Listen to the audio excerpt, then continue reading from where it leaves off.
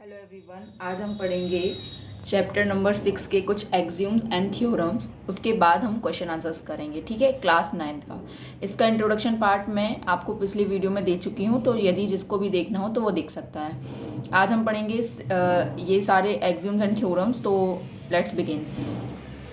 देखो, एक्सियोम 6.1 क्या कहता है कि if a ray stands on a line then the sum of two adjacent angles so form is 180 degree. इसका क्या मतलब है कि यदि यहाँ पे क्या है, एक लाइन है ना, एक लाइन बना लीजिए आप पहले। जैसे कि एक ये लाइन है, उस पर क्या बोला है उन्होंने कि यदि एक रे स्टैंड होती है उसके ऊपर इस तरीके से जस्ट, है ना, तो यहाँ पे जो दो एडजेसेंट एंगल्स मैं आपको पिछली वीडियो में बताया है कि एडजेसेंट एंगल मतलब कि यहाँ पे ये जो आजू बाजू के जो एंगल्स हमारे हैं, है ना, इन दोनों का जो सम रहेगा वो 180 डिग्री रहेगा। इस एक्सियोम का मतलब ये है। समझ में आपको क्या बोला है उन्होंने कि कोई एक लाइन है, उसके ऊपर कोई रे यदि है, तो जो आजू बाजू वाले या एडजेसेंट एंगल्स बनते हैं उनका जो सम रहेगा वो 180 डिग्री रहेगा। ओके, आगे देखिए आप, जैसे कि इसको आप दे देंगे एंगल, मतलब इसको आप दे देंगे जैसे ए एंड इसको आप दे देंगे एक्स, तो जो ए प्लस एक्स का सम है वो 180 डिग्री आएगा। ओके, समझ में आया।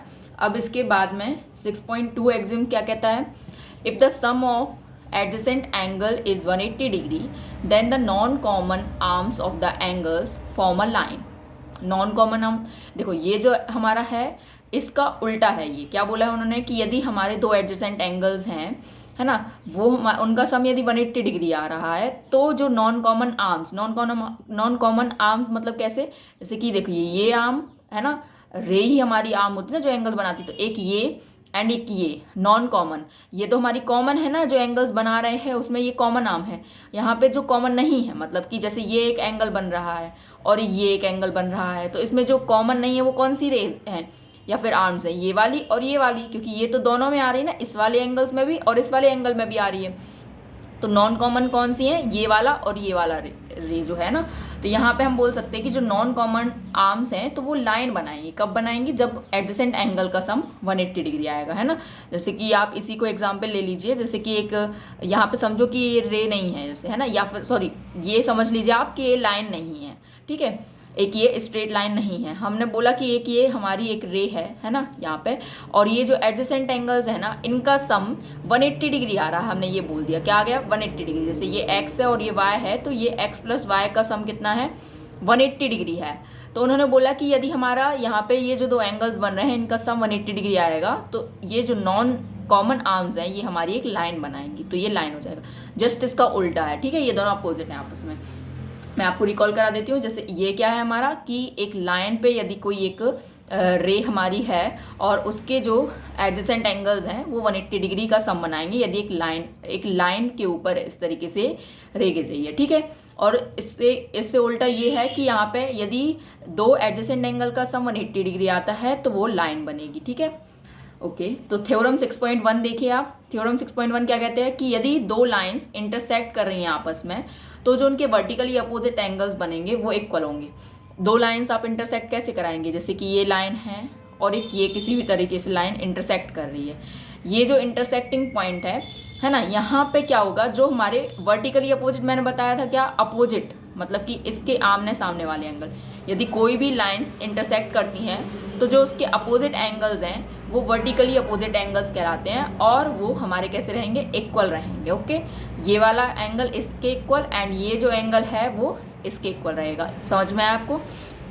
इसके बाद थ्योरम 6.2 जो बोलती है, मतलब लास्ट थ्योरम यही है, इसमें 6.6 डला होगा, लेकिन अभी जो डिलीटेड पोर्शन है हमारा एनसीईआरटी का उसके हिसाब से ये 6.6 है, बट सेकेंड लास्ट ही है ना, इसके अलावा कोई नहीं दिए।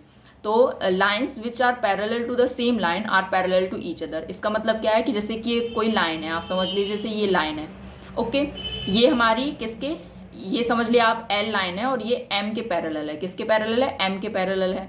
उन्होंने बोला कि ये लाइन एल जब एम के पैरेलल, क्या बोला है, एल पैरेलल टू एम, ये पैरेलल का साइन है। ओके, एल जो है वो पैरेलल है एम के।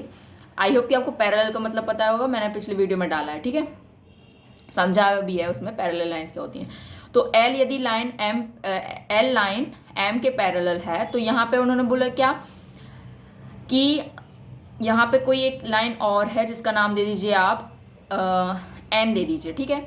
यहाँ पे एल जो है वो एम के पैरेलल है, एंड जो एन है वो भी एम के पैरेलल है। क्या बोला है? एन भी हमारी किसके? एम के पैरेलल है। तो यदि कोई दो लाइन एल और एन सेम लाइन के पैरेलल हो रही हैं तो आपस में वो दो लाइन भी पैरेलल होंगी। तो ये क्या इम्प्लाई कर रहा है कि एल जो है वो भी एन के पैरेलल है ना। समझ में आया आपको ये? है ना। तो यहाँ पे इतनी ही थ्योरम और एक्सियोम्स हैं, कुल मिला के 4। तो इसके बाद हम एक्सरसाइज 6.1 करेंगे। हम इसको नेक्स्ट वीडियो में डालेंगे क्वेश्चन आंसर्स, क्योंकि लंबा हो जाएगा वीडियो। जितना ज़्यादा शॉर्ट वीडियो रहेगा उतना आप लोगों के लिए आसान रहेगा पढ़ने में, है ना। तो यहाँ पे अगले वीडियो में हम क्वेश्चन आंसर करेंगे। Thanks for learning with Rimi. Please like, share and subscribe my YouTube channel for more videos. Thank you.